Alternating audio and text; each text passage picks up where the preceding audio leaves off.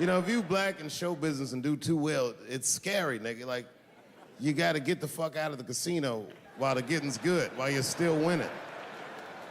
If you don't walk away from the table, that's how niggas get Kevin Harted. You already know. That's my man. I'm just saying, if he got a sex tape out, well, it's just a matter of time for me.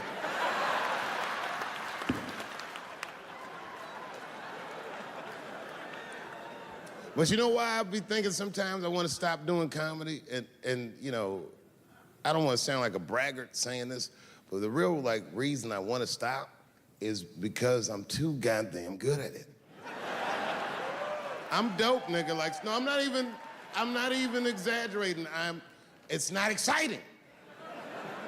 Every night before I come out on stage, I'll be backstage like, I'm sure this is gonna go well. And it always does. I'm so good at writing jokes, and this is not even an exaggeration. I actually write jokes backwards. I will write a punchline with no particular setup in mind. I just put it on a scrap of paper, and I'll throw that scrap of paper in my fishbowl. I have a fishbowl in my house filled with random punchlines. And every once in a while, I'll shake the bowl, and I'll dig in there and just pull one out and see if I can make that shit work. And I picked one for this special. It's not an easy punchline to pull off. Are you ready? Yeah. Here it goes. The punchline is, so I kicked her in the pussy.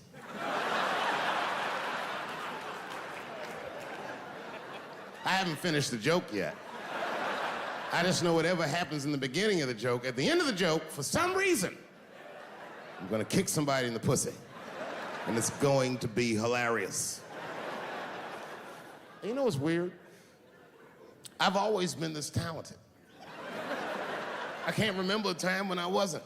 You know, when I was growing up, I was probably about 8 years old, and at the time, we were living in Silver Spring. Yeah. Yes. Common misconception about me in DC, a lot of people think I'm from the hood. That's not true. But I never bothered to correct anybody because I wanted the streets to embrace me. As a matter of fact, I kept it up as a ruse. Like sometimes I'll hang out with rappers like Nas and them, and these motherfuckers will start talking about the projects. Yo, it was wild in the PJs, yo. And I'll be like, word, nigga, word. But I don't know. I have no idea.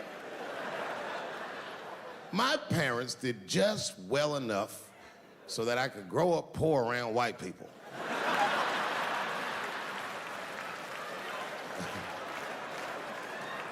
And to be honest, when Nas and them talk about the projects, nigga, I used to get jealous because it sounded fun.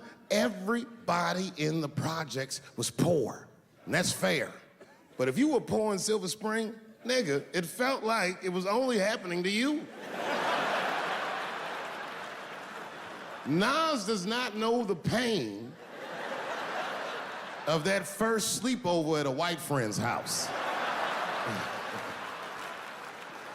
And you come back home on Sunday and just look at your parents like, y'all need to step your game up. Everything at Timmy's house works. Remember the first time you saw that?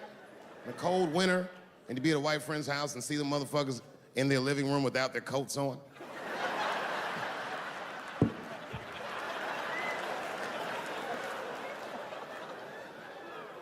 Timmy was one of my first white friends, in my life, man. He was a good dude, too. He moved to Silver Spring from Utah, of all places. I guess his family was affiliated with that Mormon church they got down there, and me and him used to hang out. And one day I was at his house, we were just hanging out, and Timmy says, Dave, why don't you stay for dinner tonight? I said, oh, man, I'd love to, but I can't. If I'm not home before dark, my mother will kill me. That was a lie. My mother had several jobs. I hadn't seen her in 3 or 4 days. And the only reason I lied to Timmy was because at that point in my life, it was my experience that white dinner wasn't delicious.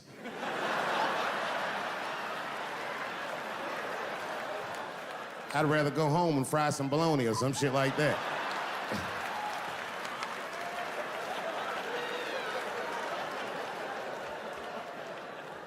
But then old Timmy threw me a curveball I wasn't expecting. He said, "Oh, it's too bad you can't stay, Dave, because Mom made stovetop stuffing."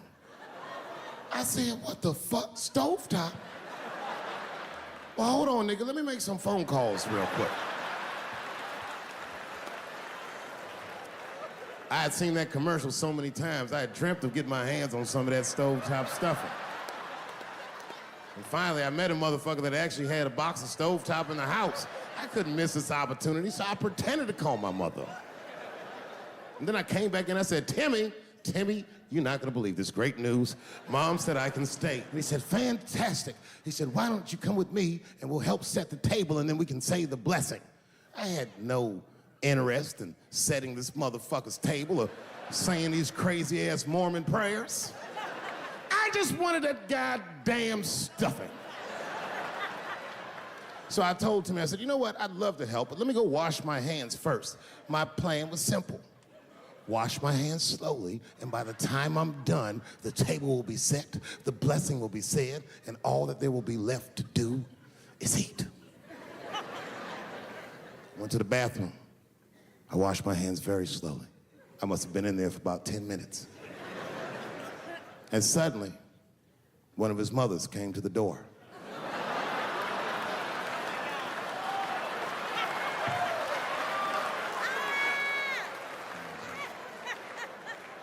She was like, hi, David, right? I said, yes, ma'am. She said, Timmy tells me that you're planning on staying for dinner. I said, I hope that's not a problem, ma'am. She says, no, it's no problem. In fact, we'd love to have you. It's just that we weren't expecting company. And I'm afraid there's not enough stovetop stuffing for everybody. So I kicked her in the pussy. Bam! Ladies and gentlemen, I told you I'm dope, nigga. I told you what I was gonna say and you still didn't see it coming. And that's why I make the big bucks.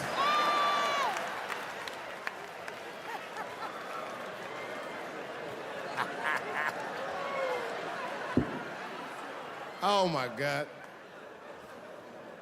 But there's a more important reason that I would stop doing comedy right now. And this reason is the real reason that's been percolating, and it really is the crowd, not you. I'm talking about the crowd on the big stage. It's too hard to entertain a country whose ears are so brittle. Motherfuckers are so sensitive, the whole country is turned into bitch-ass niggas.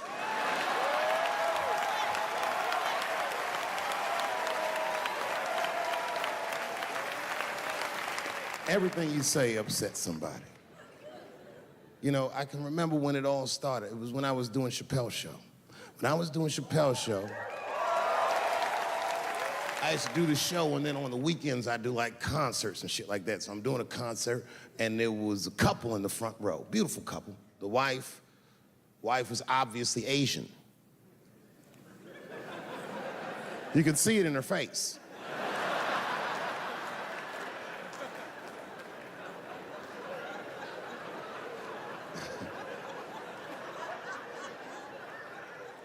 The husband, this motherfucker was mysterious, to say the least. Couldn't quite pinpoint where he was from. Caramel-colored fella, very nice hair, but he could have been from anywhere. Bangladesh, Mexico. I can't guess with a nigga like this. All I knew for sure about this guy is that his wife was a bitch. I could see that in her face, too. No, he was laughing and having a good time, and she was scowling at me at a goddamn comedy show. I couldn't figure it out. And then I realized at some point that she was pregnant, and I was smoking on stage. I said, oh my God, that's probably why she's mad. So I started to put my cigarette out, but then she hit me with one of them fake non-smoker calls.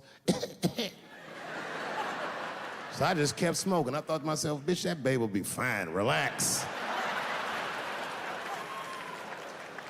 And I tried to break the tension. I just asked her, that's all I said. I go, hey, where you guys from anyway? And I could tell that she was on to me. She goes, very condescendingly, she says, I'm from California. If you're asking my ethnicity, I am Chinese. And her husband was just cool about the shit. He was like, I'm Mexican, bro. I said, well, I'm sorry if I offended you by asking, but you're a very beautiful couple. And miss, there's no question that you're gonna give birth to the hardest working baby this world has ever seen.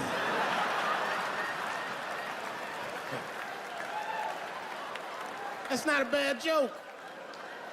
She got very upset. She got up to leave immediately, but she didn't just leave. She had to take one last dig at me on the way out. I will never buy one of your fucking DVDs again, Dave Chappelle. I said, ma'am, with all due respect, Chinese people don't buy DVDs.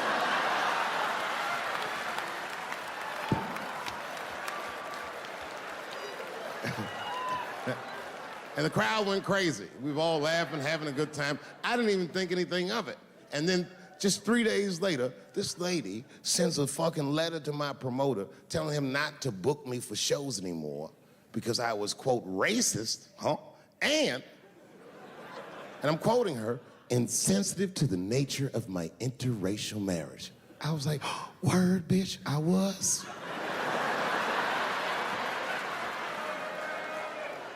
If she had just done a little bit of research, she would know that I myself am in an interracial marriage.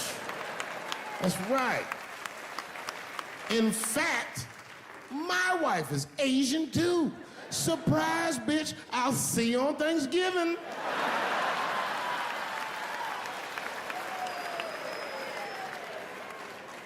But my wife's not Chinese. She's Filipino. That's right. And our kids are Puerto Rican somehow, so there you go.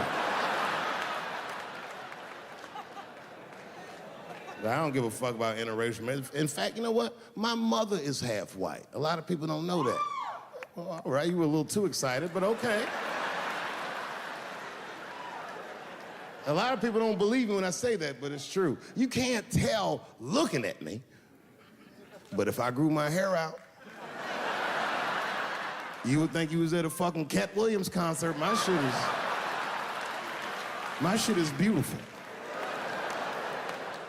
But motherfuckers are just taking it too far. I don't know why or how everybody got this goddamn sensitive. You know who hates me the most? The transgender community.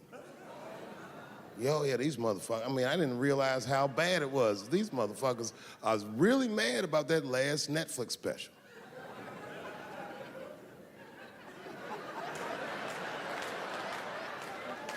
It's tough, man. I don't know what to do about it, cause I like them. I always have. Never had a problem with them.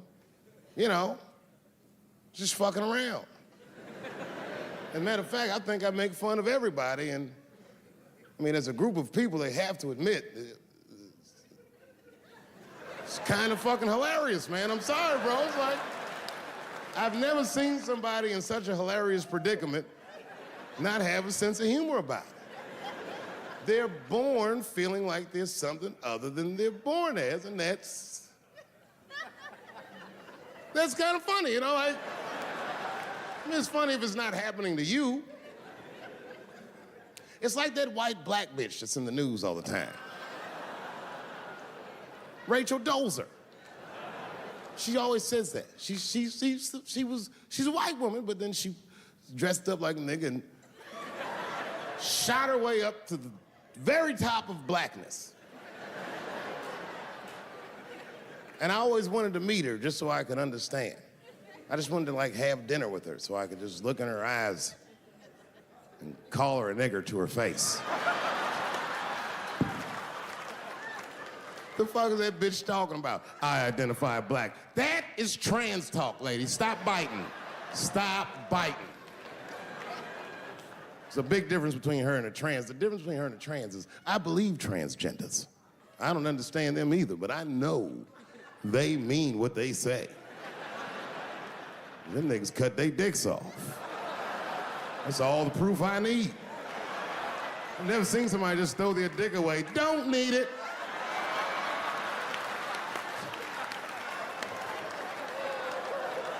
I don't understand, but I believe you and I support your decision, motherfucker. But how far is Rachel willing to go? What is Rachel willing to do so that we blacks can believe that she believes she's actually one of us? Bitch, are you willing to put a lien on your house? So that you can invest in a mixtape that probably won't work out?